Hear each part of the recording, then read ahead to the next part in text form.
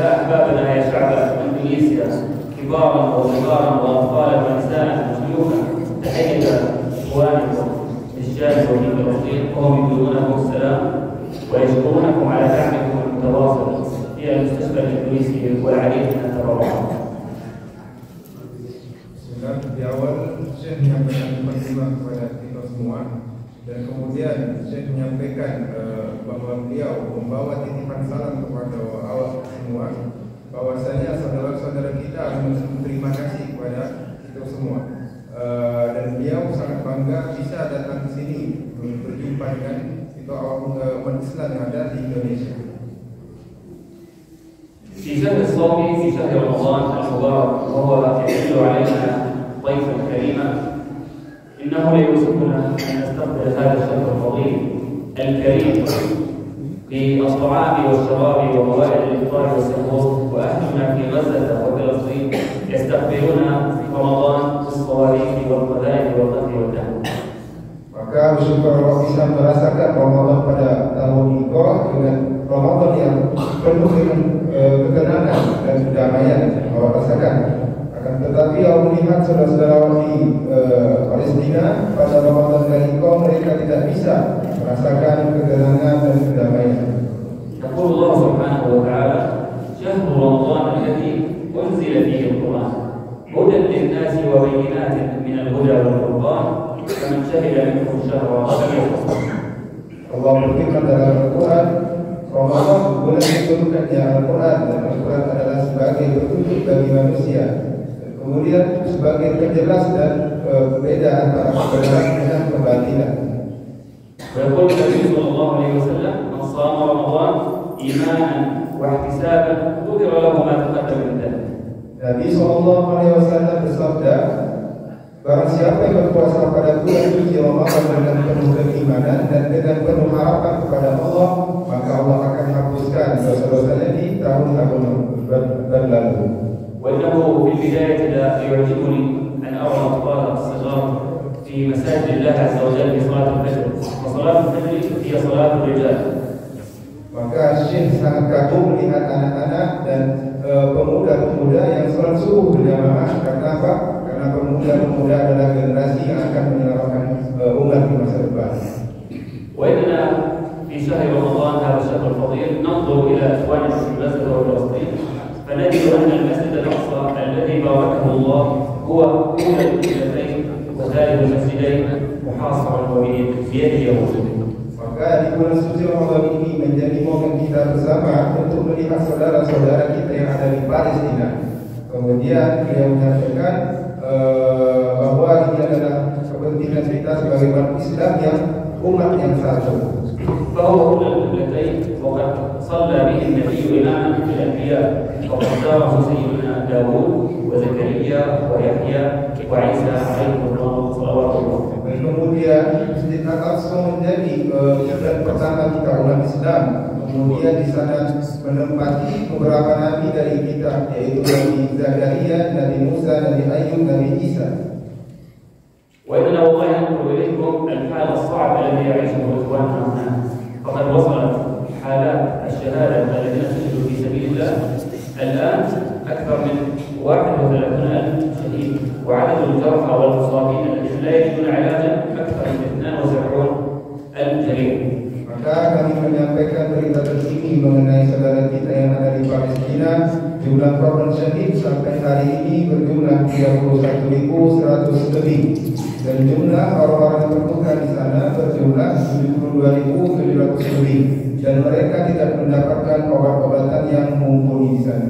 هذا المسجد الكريم المبارك الذي فتحه عمر بن الخطاب سلما من دون حرب، ثم فتحه صلاح الدين الايوبي في معركة حطين في الحرب وكان كرديا ولم يكن عربيا. Maka kita melihat kembali sejarah Masjid Al-Aqsa yang dibebaskan pertama kali oleh umat Islam. Siapa yang membebaskannya adalah Sayyidina Umar bin Khattab. Kemudian dijajah oleh pasukan Salib, kemudian dibebaskan kembali oleh pejuang yang bernama Salahuddin Al-Ayyubi pada perang Hittin. كما كان يقول ابن عباس فيما يرويه عن النبي صلى الله عليه وسلم: من أراد أن ينظر إلى بقعة من الجنة فلينظر إلى بيت المقدس. Maka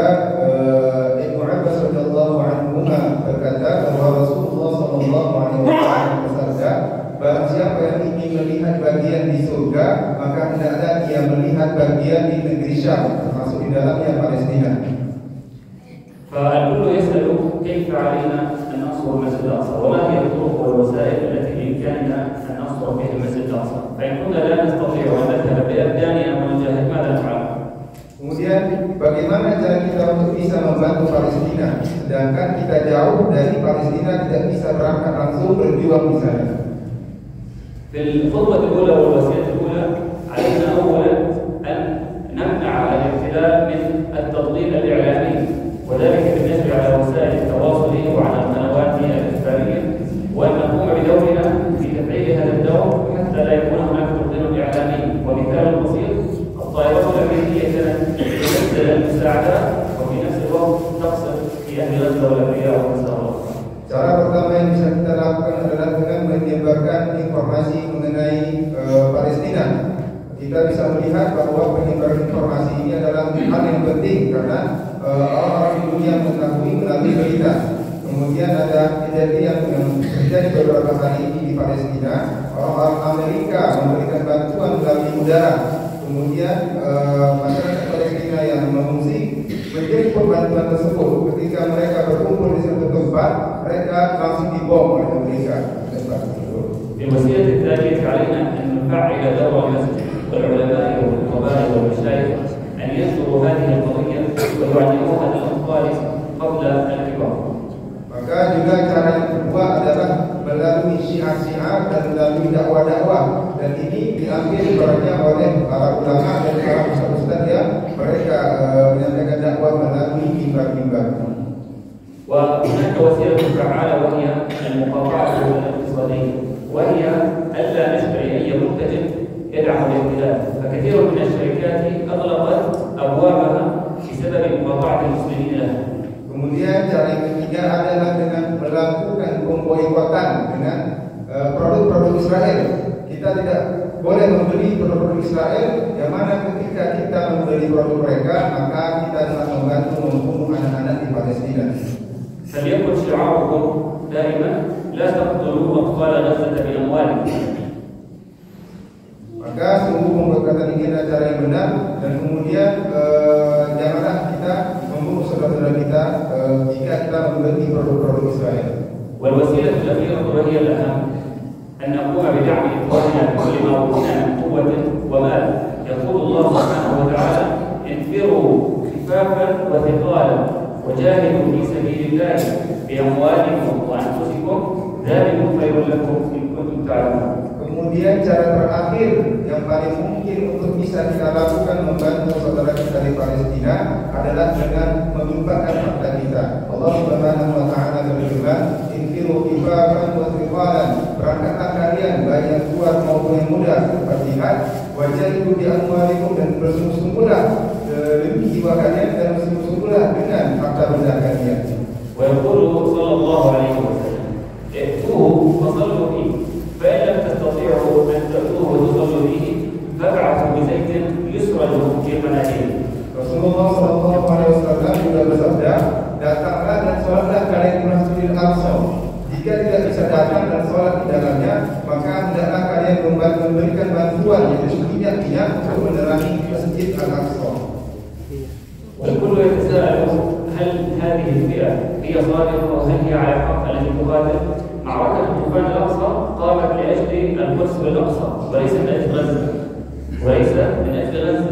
أهل غزة في حروب مستمرة منذ سابق الزمان، لكن هذه المرة كان يخطط اليهود أن يدخلوا المسجد الأقصى ويقتحموه ويهدموه ويحرقوه، فدخل القسام والمجاهدون فبدأوا من يقام في 7 أكتوبر. Kemudian kita mendapatkan berita terbaru adalah kejadian yang terjadi pada tanggal 7 Oktober tahun 2023 kemarin, yaitu badai Taufan Al-Aqsa, yang mana ketika itu mujahidin di Gaza berhasil masuk ke beberapa tempat Israel dan menyerang tentara Israel.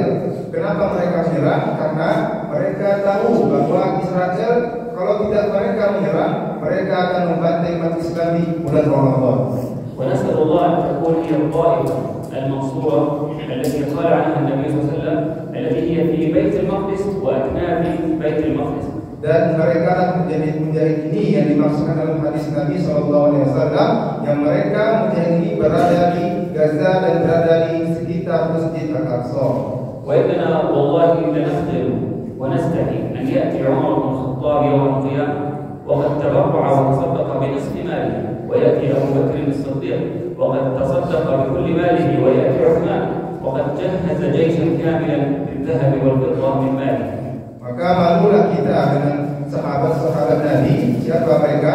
Yaitu Umar bin Khattab yang beliau menginfakkan setengah apa yang dia miliki dari hartanya, dan juga kita malu kepada Sayyidina Abu Bakar As-Siddiq yang beliau menginfakkan seluruh harta bendanya di jalan Allah, dan juga kita malu kepada sahabat Utsman bin Affan yang mana beliau memberikan banyak emas dan perak, dan juga menyiapkan pasukan-pasukan dalam berjuang fi sabilillah.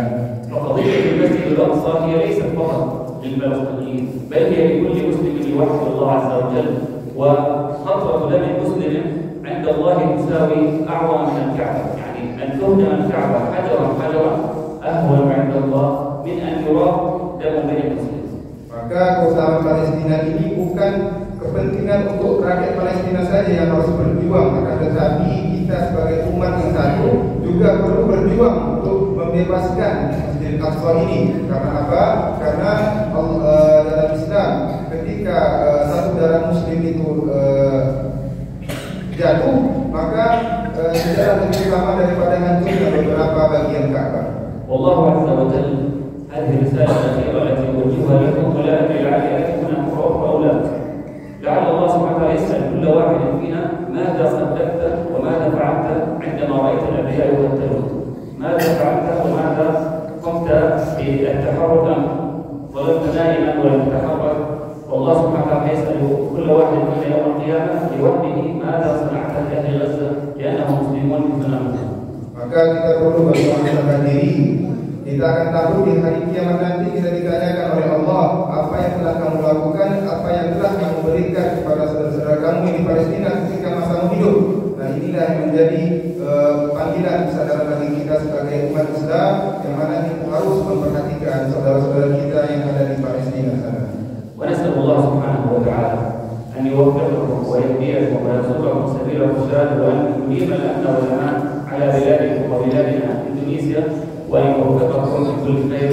وصلى اللهم على سيدنا محمد وعلى آله وصحبه أجمعين. Dan kita berdoa kepada Allah, semoga Allah memberikan selalu petunjuk dan hidayah kepada kita umat Islam di Indonesia dan membalas kebaikan